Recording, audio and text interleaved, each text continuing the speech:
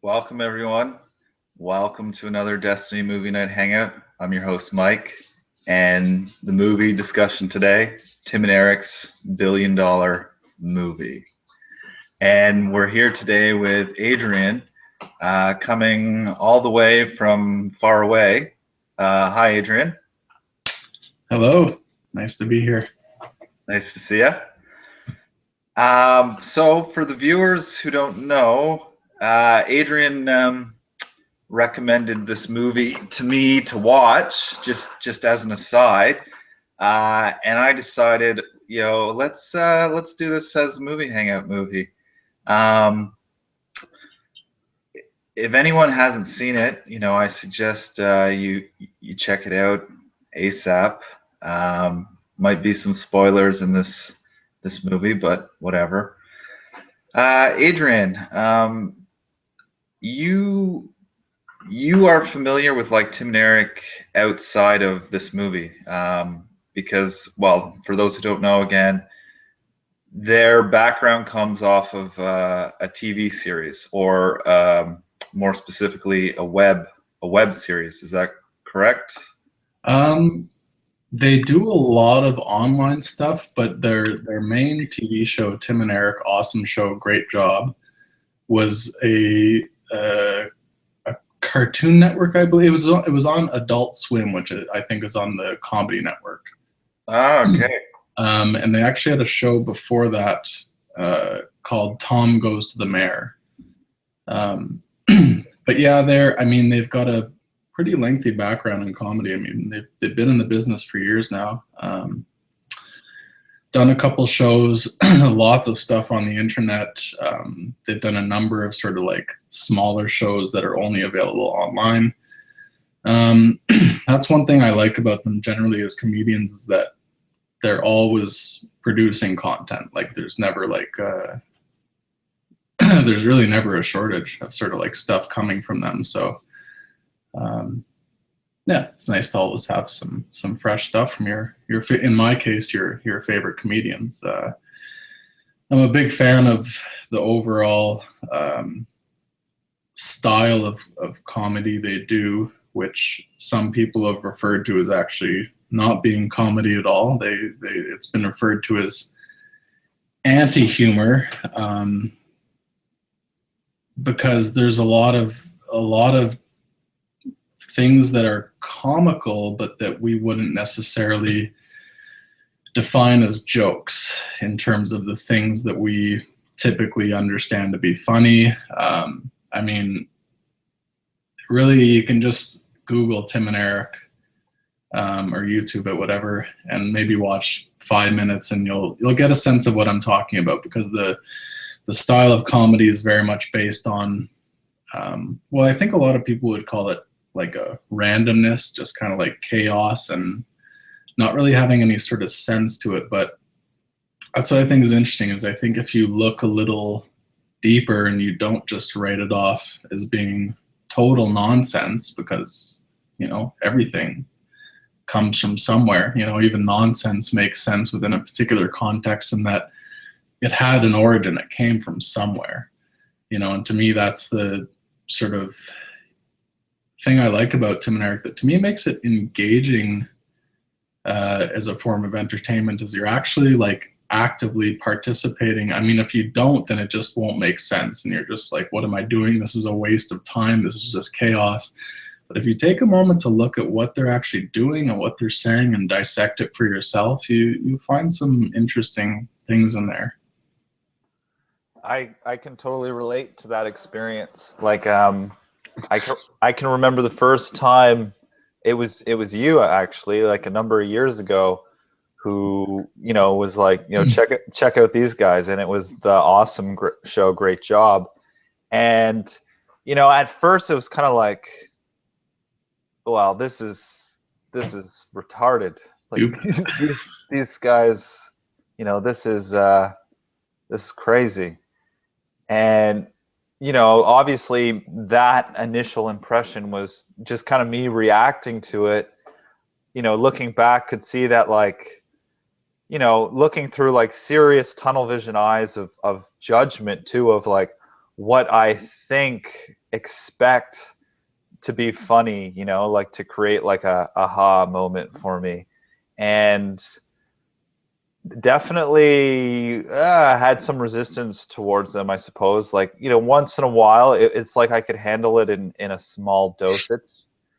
And but what I noticed, and especially with watching the movie here, because when you mentioned it to me, it was kind of like, okay, yeah, with Tim and Eric, the whole movie, like, wow, I've only maybe managed to watch like 5 or 10 minutes of it before.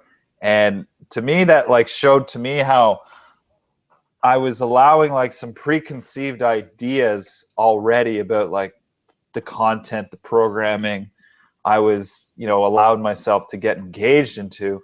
So with this movie, it was pretty cool because I could see how I played that in the past, and it was like, okay, you know what? Like, I'm ready for whatever. Like, I'm open, no judgment here. Like, you know, and I had a lot of fun watching the movie. I mean, I think that's the best way to describe the movie is it's all about having fun, really.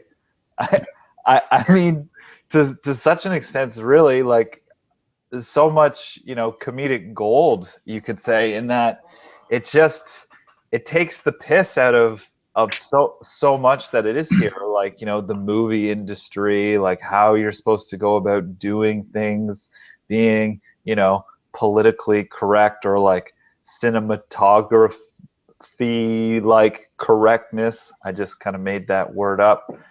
But yeah, Yeah. I mean, I mean, I noticed that a while ago when their Awesome show came out, is that there were a lot of really like big name comedians, celebrities from Hollywood that were like on their show on a pretty regular, consistent basis. So, when I first found out about the show, it was like, who are these guys? What are they doing? Where did they come from? And why does every big name comedian in Hollywood want to be on their show? And I think, it's a bit of a testament to just the role they're playing, I think, in comedy in general, in terms of challenge. And that's what I like the most about it, is I think it's challenging people's ideas of what they think is traditionally funny.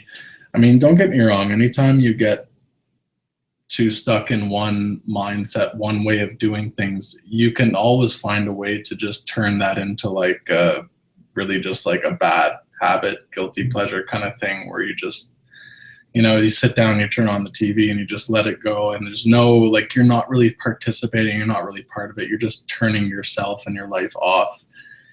But I think that's what something like Tim and Eric, their work is exposing, is that's most entertainment. Most entertainment, when you really look at it, doesn't have much real value in terms of actually supporting the person you are, unless I find you give it that value, unless you create that value yourself, by really looking at what you're seeing, really understanding it, and seeing who you are within it, how you fit within all of it. But we tend to not do that because we tend to just assume, well, this is this, like this is a comedy, or this is a horror, or this is a romance, whatever it is. And based on that, whatever preconceived notions we have on it, it's like I'll either allow myself to take it in or not. And yeah, it's fascinating the number of like ways that we qualify what it is that we're willing to look at, Totally. I mean, it's quite real.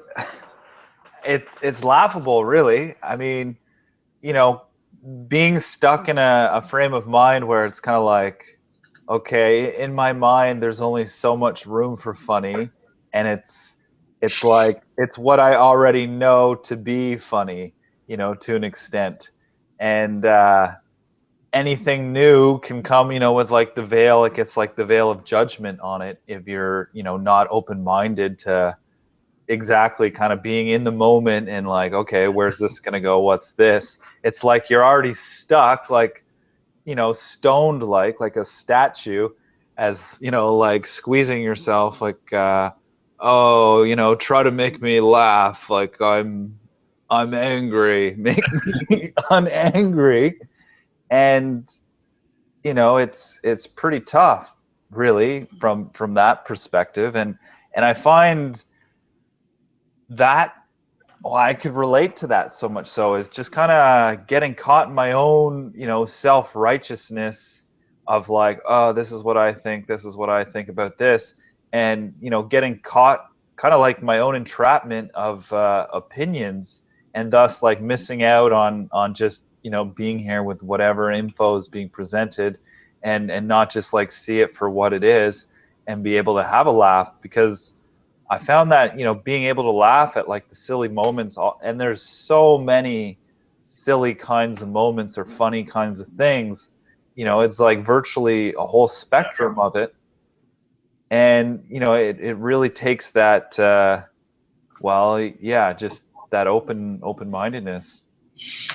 I think I think especially in a kind of comedy medium where things really do look so nonsensical. Like I do find I have to really sort of dig to and process things to like sort of understand what it is that I'm seeing and what it is a reflection of, like where it's actually coming from. I don't think Tim and Eric are so meticulous that they necessarily think about exactly like, oh, this bit is going to be a play on this thing in our world that's like this. I don't think they necessarily work it out, but I think things come out in such a natural kind of subconscious way for them that, well, I've described the show as being just like a grotesque mockery, like mere reflection of reality of our world, like just taking how messed up and well, the word is mess. Just to establish a point there, that they've mentioned that themselves in interviews, Tim and Eric, that the whole thing is just a mess. The show is just a mess. So to me, that being your starting point for how you're depicting a show in reality, I mean, that is a direct play on the reality we live in, where, yeah, we're used to it. Things are very automated and it's all become very regular and normalized. But when you really stop and take a moment and look at it, you realize that it's a mess. Things are really messed up. But because it has become so familiar, normalized, you tend to not see that. And so all of a sudden, when a person just presents to you a depiction of a reality that you're not accustomed to, you don't quite get it. The reactions are more obvious because you're seeing more obviously what it is. But yeah, I think that's just a point that is in our face all the time, every single day. That comedy kind of assists us with that point of just kind of looking at things sometimes and going, really? Really? Really? Really? This is how it is? Seriously? This has got to be some kind of joke. And the same way that, you often use, Mike, the phrase tragic comedy, because in a way there, from a certain perspective, there is nothing funny about the kind of mess we find ourselves in. But again, I find that is a point that they get across so well, is that not only is it a mess, but there's something tragic about it. There's always an undertone to their comedy of something here isn't right. Like something's off. Yeah, totally. That's a lot of what you said. That's so funny, and I relate to that in so many ways. In just before the hangout, reflecting on like the movie there, that was a big point that jumped out on me, was just how well the movie is a real mockery of our reality. Just the whole storyline, the whole way through, and just the various relationship dynamics, and just how it all played out from start to finish, and just kind of like I mentioned earlier, really kind of taking the piss out of like the seriousness, or like following the script of like how a movie's supposed to be, and like all the way to the finish line there with the end, and just in terms of like the treatment in the different relationships of it was great. I mean, the one thing I really notice, which again is very, if people have strong reactions to Tim and Eric, that's what I find kind of funny about that is that if you really look at it bare bones in terms of a basic plots, like movie narrative plot structure, it's really no different from most Hollywood movies in terms of your basic plot line of, a couple protagonists and they find themselves in whatever scenario that requires rectifying, and then they, work towards a solution, and then they find the solution somehow, some way, and then, they sail off into the sunset. I mean, it follows the exact same basic set of parameters that you find in most Hollywood movies. It's just very poorly executed. No flow from scene to scene. The lines, the script writing is awful. The acting is awful. So, but again, that makes you question, well, if the basic structure and the basic point of the basic message is being relayed in every single movie, but the only difference is that they're just doing it in a much better, more slick kind of way where it's better executed, you do have to question, are you really getting any more substance out of it, or are you really just being pulled in by the veneer? The first time I noticed this kind of thing, for instance, is when I would watch movies when I lived in Thailand in a foreign language. And, I'd watch a whole movie in Thai when I couldn't speak any Thai at all, and just, it's like I have no idea what they just said. I didn't get a single word of that, not a single detail. But I get the movie. I know what happened. It's like virtually every other Hollywood movie I've seen. Like, I don't get it, but I get it, kind of thing. Interesting. What you're saying there just about the movie, it just got me thinking about that whole point of the veneer and how it in the movie, in the very beginning, they kind of mock on that point even itself of just like the whole, like they have their, like high definition Hollywood images that are, created where they have their hair done in these like perms, and their faces are done up with like makeup and all this stuff. Like they look like different people totally. You could say like the high definition like picture airbrushed version, like the typical like how the person looks on the camera, but then you see them in real life or whatever, and it's like, well, who's that, or oh, like, well, a little different there. And I just thought that was so perfect, like, way to start in the movie, as just, going like, it is a Hollywood movie, whatnot, and just going all the way. And then obviously we see the transition point where, they're taking all their like fake shit off, and it's quite the process in and of itself, which, makes me think of just now in talking about that process of like taking all your fake shit off is so much so, what the Desteni process is here, and just, deconstructing our minds and looking at our relationships and how we've created the specific definitions about things that we have, and seeing within that like how they're veiled in, different veneers of energy, and that's really warping our own perceptions of, everything, which is hilarious in and of itself, because I mean, so much so, and I mean, I think this is pretty funny, is that, Tim and Eric is a pretty cool reflection of like of all of ourselves here, and and just the mind process, because we all got, our different relationship points, word points, and in how we're existing here in this world, like what pushes our buttons so much so. And really, having the gall to question those things, investigate those things, there's a lot of comedic gold there, if you will. Yeah, as you say this, I sort of liken you could sort of almost liken their comedy to, if a person has ever seen those, you can see these on YouTube, I think. Some people have taken episodes of like old sitcoms and taken away the laugh track.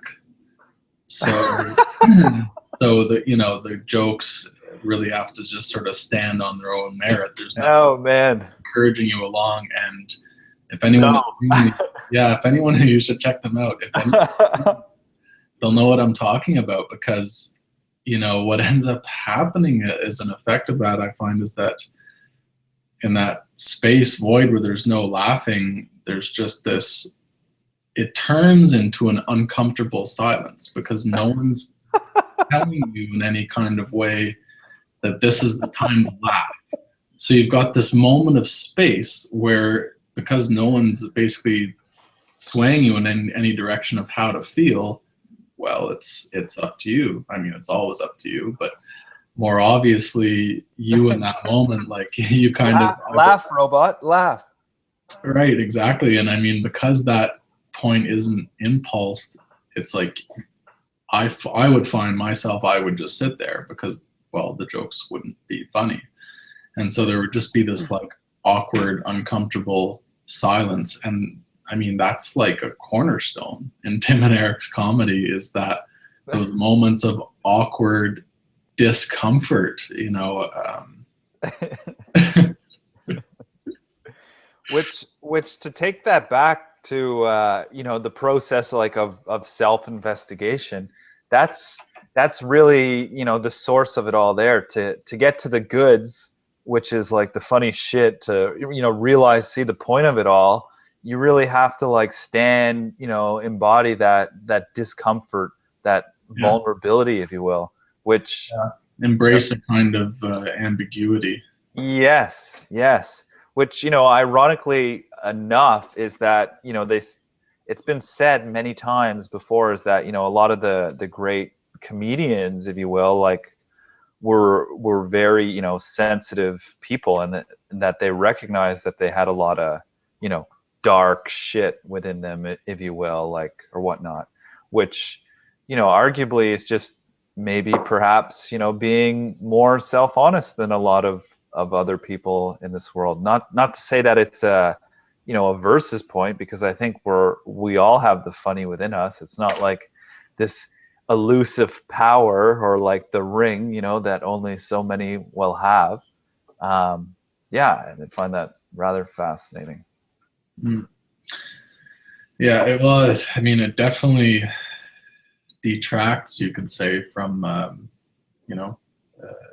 conventional comedy. I mean, it throws a turd in the punch bowl. Man, you're just killing it. What you're saying earlier, just about the laugh track, and or nobody's laughing, kind of like when's the cue to laugh? It reminds me of like something I like, a little experiment I did. I was at a comedy club, and it wasn't too big a event, and I was sitting like right in the front, okay, and a guy was going on, and he was a bit rough around the edges, and nobody was really laughing. Like, they were like looking for the the kind of like the cookie cutter comedian, so much so of like, okay, he's polished to the certain thing, he delivers in a certain way where it's kind of like the formula of like the musical notes of like da da da, boom, here's like your cue to laugh, even though there's no laugh track. It's kind of like you're clearly told this is it, like you're walked all the way into the joke. And so I decided, like, well, fuck, like, I'm in the front here, and I see like this guy's fishing for laughs. Like, why do I have to be stingy about my laughs? Because that was like a point that came up, is like, am I fucking greedy, like, about my laughs? Like, how hard does somebody have to work for the laugh to get it out of me? Isn't it ultimately like my decision of what's funny and laughing? And so it was, it was kind of serendipitous, because I wasn't going into like super analyze mode at the time. And so it was just kind of like, let's play along with this guy, like put myself in his shoes, and like he's sharing his bits of funny, and let's just give him the laughs. Like, that's what he's here to get, is some laughs. So let's just play with it. and laugh along. I mean, that's what everybody comes to the comedy club for, is to laugh. So I told my buddy this, and he's like, yeah, okay, let's just fucking laugh. And what happened was that, like, as we, especially being in the front, it's like we were creating this ripple, because it wasn't even that big a place, that just kept going back. And then all of a sudden this guy goes from kind of like, oh, first seems like he's bombing it, to killing it all almost. Well, no, killing it basically, because he's getting laughs, laughs, laughs, laughs, and they keep going back and back and back. Like the ripple effect, that like we'd laugh and then somebody else would laugh, and then it would just go like that. Yeah. And I found that to be interesting, because in going to some of the bigger comedy clubs, I noticed that that's kind of like the general thing, that, you know, it's not necessarily even like people are so much thinking for themselves on the thing, but because they're in an environment and many people are laughing, or like they're just like laugh, so then you know, everybody's just laughing, and it almost doesn't matter what somebody says, as long as like they're delivering it in a certain, you know, professional capacity, if you will, as like da da da ba, like just like the specific kind of like musical sequence or whatever, or like, yeah, it just being sound a certain way will, you know, produce the ba da da. Yeah, and I mean, absolutely, you can't discount the forces of energy and the momentum of energy, and Totally. specifically in comedy. I mean, I noticed that very distinctly in instances when I would go to live settings where the energy is very much all around you and it's really flowing in high volumes, and how that would influence me. And when I become aware of that, you know, you then realize, okay, because I'm aware that this is happening, that this energy is here, and that I'm able to allow it to influence me or not, because I'm aware of it. You know, then I find you can then basically decide, well, what am I going to laugh about? What am I going to give myself permission to laugh about? You know, and again, that's that moment where you can actually, well, think for yourself for a bit in terms of whether something truly is funny or not, and based on that, you know, give yourself permission to laugh in such moments. And then if you find that what you're not like what you're laughing at truly isn't in reality funny, it's just, you know, funny maybe for some kind of narcissistic or spiteful reason, then, you know, the crowd's just jumping on it, and so based on the momentum of that energy, you've also decided to jump into it, then, you know, that's not real funny, is it? You know, that's not real enjoyment. So yeah, you definitely have that decision within those moments, but yeah, absolutely, you cannot discount the influence of energy. I mean, to me, that explains why people have gotten away. I'm using the term "gotten away" with as much comedy as they have, because it's almost like a crime. How bad, like, I mean, it explains pretty much 90% of sitcoms out there.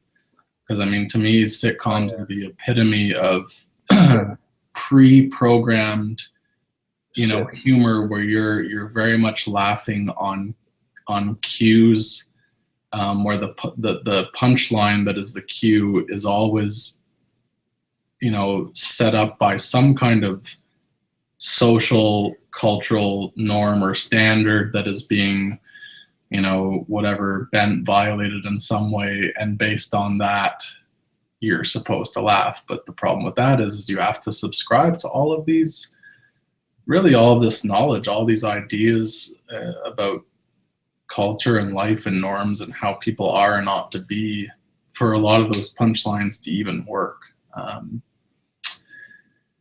which, you know, quite frankly, you make yourself a bit of a victim there, because within that you're not even realizing, you know, just to get a laugh, you're not necessarily realizing all of the ideas that you're accepting and allowing and taking for granted as being normal within your life and everybody else's life. And I think, I mean, that's important, because we've mentioned how comedy can be such a wonderful vehicle to, for instance, drop grains of truth here and there, because you're getting people laughing, or maybe using that energy to maybe open people up a little bit to some new ideas or some things that are less considered. But that goes both ways.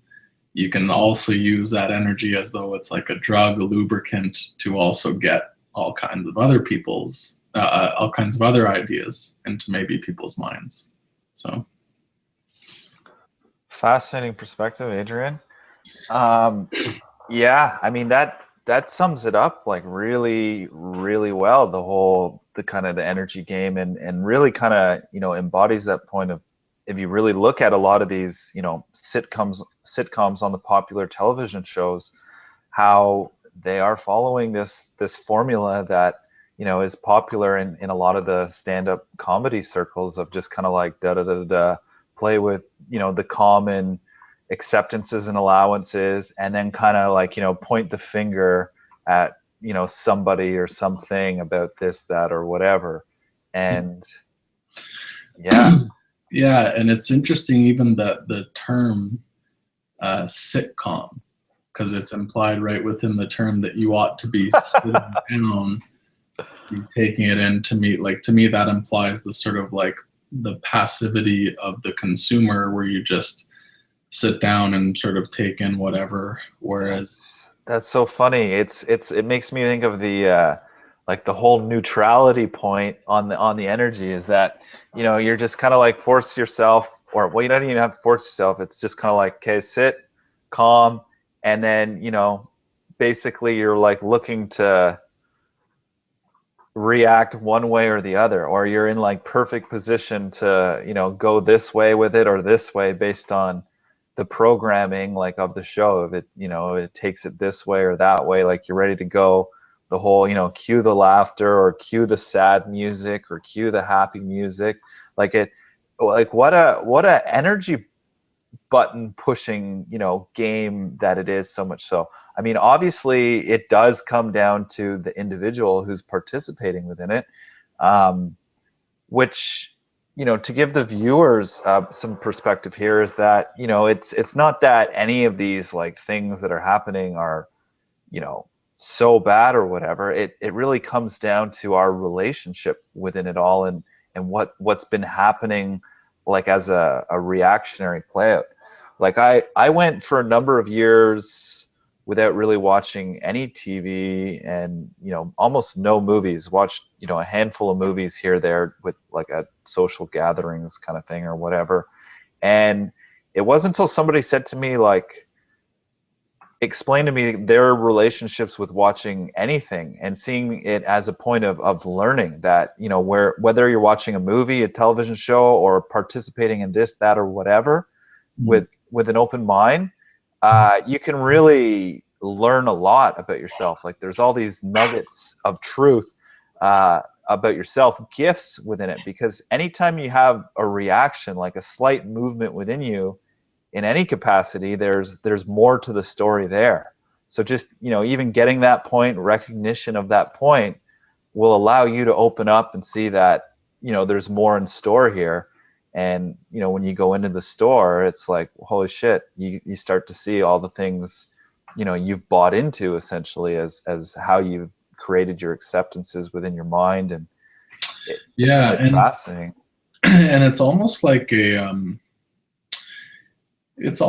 a bit of a safe place to do that, to apply yourself in that kind of way, because it's all virtual, right? But it's very much like movies and TV are very much just a reflection of society as it does exist. So it's kind of a way that you're able to sort of virtually, vicariously see who you know what I mean, without this participating in actual real life, and just seeing who you are within certain scenarios, mentally, virtually. For sure. Movies are real life, though. It's I mean, they're really here. But I mean, I get what you mean. Like watching a basketball game versus going outside and throwing a basketball around. They are two different things. Yeah, exactly. And but both are pretty cool. Yeah, absolutely. I'm just realizing we're at the hour here, and we've said mum with regards to like specifics on the movie. Yes. Do you want to give it a bit more time, or? You know what? Okay, let's. I think. I mean, I think we've danced around. We didn't get into necessarily the specific plot particulars of the movie, which in a lot of ways I think is good because it doesn't spoil the movie for anybody who is maybe watching this.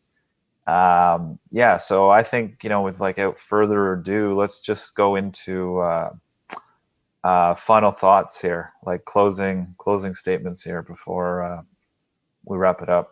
Give me your your final shazah. Just watch it. Just watch Tim there. Come on. It's not gonna kill you. Just come on, just do it. I mean, I'm kind of on the other end of the spectrum of people who might see Tim and Eric and be like, this is retarded, I don't like this. I'm more inclined to be on the spectrum of, this is retarded, I love this. So that's why I mentioned before that point of like, you can turn on anything and have it just become, the way that you like to look at things, and use that as an excuse to essentially just kind of shut your brain off and just kind of put yourself on autopilot and not really take any responsibility for reality, participate in your reality. You can do that with anything. So I would definitely say, this point of being like an active participant in whatever you're watching, doing, is the main point that I would instill, because it was kind of like, even when I was requested to like come do this hangout, it's like it's such a prime example. It's like, really, come and do a serious talk about nonsense about Tim. I'm gonna do a Google chat on Tim and Eric, seriously. But that does still showcase at that point does always exist in people in some capacity or another to really just kind of look at things in this world that, yeah, they might be silly, they might be nonsense, but everything is here from a reason, or for a reason from a certain perspective, in terms of, if you're not understanding at least what that nonsense is, or what it is that's here that you're experiencing, then in a way it's really something we owe to ourselves to get it, to go, okay, what is this here that I'm seeing, and to not fall into that otherwise tendency to just sort of write things off and just go, yeah, I don't like that, I don't know what it is really, I don't know where it's coming from, but I just don't like it, and whatever. To me, that sums up, well, really, that's what ignorance is, and that sums up the issue that exists with so many people today. Adrian, to compliment what you said there, I totally agree with everything you parlayed there, and I think it's quite awesome. To expand on that whole, like, what was it, ignorance, did you say? Mm-hmm. I see that all as, and this kind of came through just as some self-reflection for me recently, not so much of like projecting it outward onto other people, or it being like their fault, blaming, was seeing the lameness within things. Is that I've had like such a resistance towards like recognizing when I'm lame within a point, and like looking at like, well, how am I lame within a point?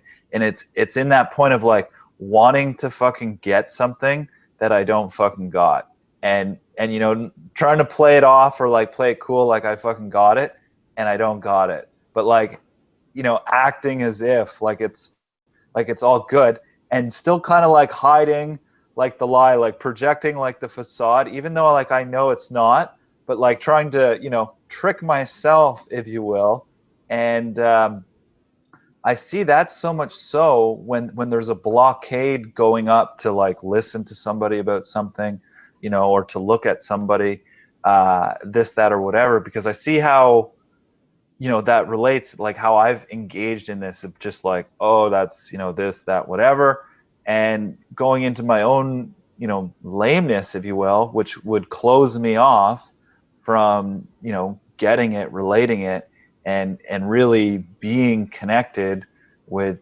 everyone, everything here, because I think ultimately that's what we are, is all connected, but it's like we're creating all these disconnects with our, mind relationship play, if you will, like how we, define things as like over the top, or just like pulling out the wires of being like, no, no, no, no, like this opinion is going to like negate the strength of like fine tuning the solidity of this connection here or that connection there, which, ultimately are like veils. It's just like hiding the real like truth of the matters, like just, what is here is what here, and seeing kind of like the whole spectrum on points. It's like, yeah, you can focus just on one thing, one angle, and that's kind of like the funny thing of how our mind, we've been kind of so much so, as a common point, been like entrained in our thinking,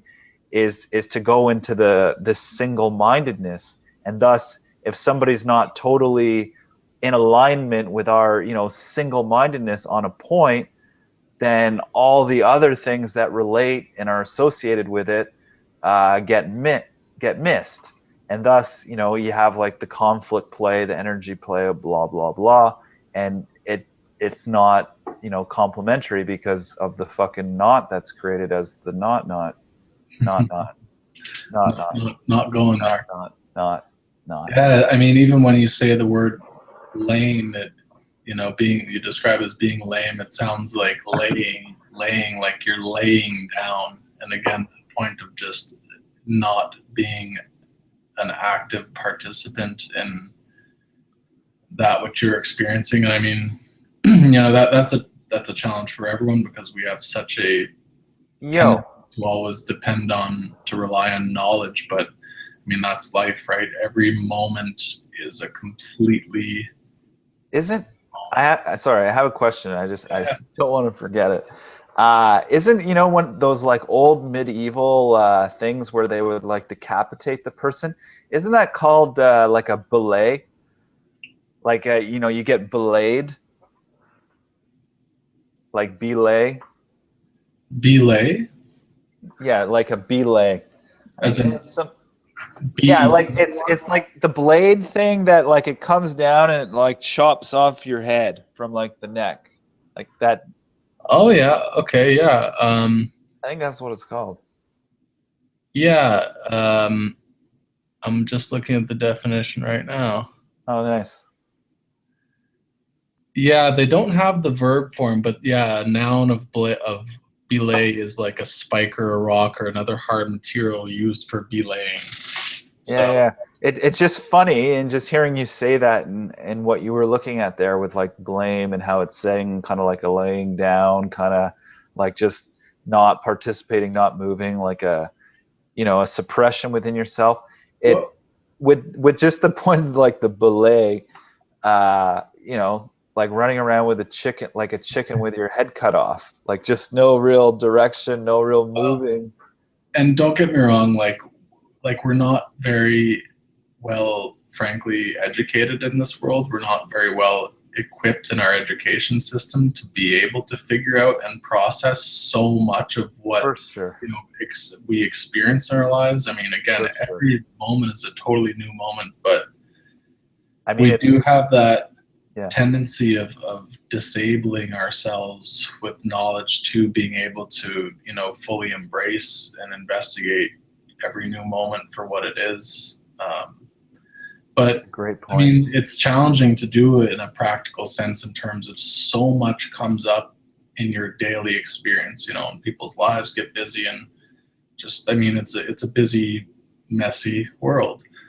But that's where I've found a lot of support in using writing within the Desteni process, where, you're able to, at the end of all of that, on a daily basis, what I would like to do specifically is sit down and just have a reflection of like, everything that I'm able to recollect that transpired, that stands out about my daily moments, and really just go over things point by point. So I understand that life can become overwhelming. I understand that very well. And you can't always stop in every single moment and understand every single thing right there and then. But the fact is, you experienced it. It was there. It's still here from a certain perspective, and that because you experienced it, it is in your memory bank. So to me, that's what the Desteni I process is all about. Is just going over those things and really looking at them, so you can, if you didn't understand what you experienced and you weren't able to give it any kind of value or work it out in any way, you're able to do that with the writing as a self-reflection. Awesome, Adrian. And for anybody who doesn't know what the hell he's talking about when he says the Desteni I process, I mean, it's a very specific thing that he's saying. Check the description. We have a couple links to check out, and specifically the Desteni I process is a course you can walk through that like assists you in basically asking questions for yourself and going into your own mind and really looking at how you've essentially, like as an individual, specifically framed your life exactly the way it is. Yeah, it's a very unique, specific kind of support that, boy, if you can find it anywhere else, I would like to know, because, that kind of support and getting it and it being as effective as they are within the the people who support you in the Desteni I process, I've never found anything out there like it. So yeah, big shout out to dip.com. Awesome. Okay, everyone. Thanks for tuning in today. Adrian, it was lovely conversing with you here. Very complimentary exchanging. I think we could just go on and on, but we're going to keep with the timeline for now. Maybe in the future we'll have just open-ended hangouts, and we'll see how long we can go. But if we try to see how long we can go, we'll probably, fail miserably and not be able to go so far at all, and then we'll bust it up. Maybe not. Who knows? Anyways, without further ado, thanks for tuning in, everybody. See you next time. Movie next week is Frequencies. Very awesome movie. Check it out. We'll see you next week. Discussions are going to be awesome. Cheers.